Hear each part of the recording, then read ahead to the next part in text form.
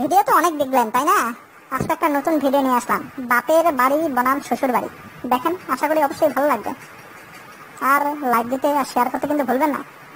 জান, কি করো সোনা? কিছু না জান, এই তো অফিসে কাজ করি। এই তো লাঞ্চ করলাম সোনা, তুমি লাঞ্চ করছো? এই তো এখনই লাঞ্চ করলাম জান। আজকের খাসির রেজাল্টটা কিন্তু সেই মজা হয়েছে জান, একেবারে ফাটাফাটি। মজা হবে না আবার? এটা কি তোমাদের বাসার মাংস নাকি? এটা আমাদের বাসা থেকে নিয়ে আসা খাসির মাংস। সেদিন আব্বু এসে দিয়ে গেছে, অনেক বড় খাসি ছিল।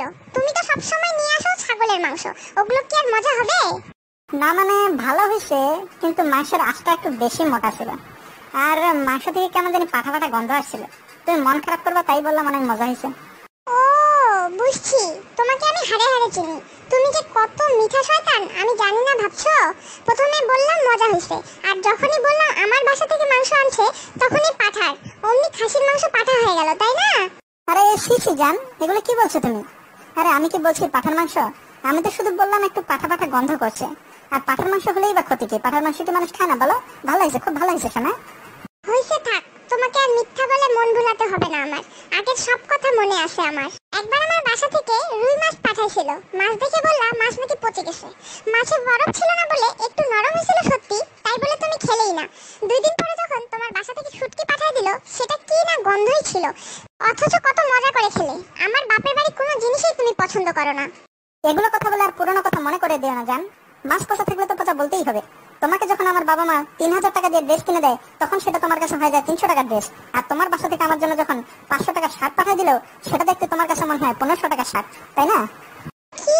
তুমি আমাকে এত বড় কথা শোনাতে পারলা? আমার বাপের বাড়ি নিয়ে এত বড় কথা বললা তুমি? কি দেয়নি আমার বাপের বাড়ি থেকে তোমাকে? এত কিছু দেওয়ার পরও এত অপমান? আমি তোমার সাথে আর থাকতে পারবো না, আমি চলে যাব।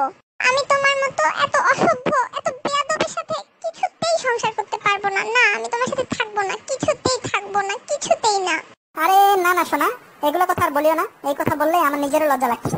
আজকে যে এই কথাটি বলার সেঞ্চুরি হয়ে গেল, কিন্তু কোনোদিনও কাজটা করে দেখাতে পারলাম না। আচ্ছা থাক, আর কান্নাকাটি করিও না শোনা। আমি যাওয়ার সময় তোমার জন্য ফুচকা আর আইসক্রিম নিয়ে যাবো। সত্যি বলছো? তুমি কত ভালো গো।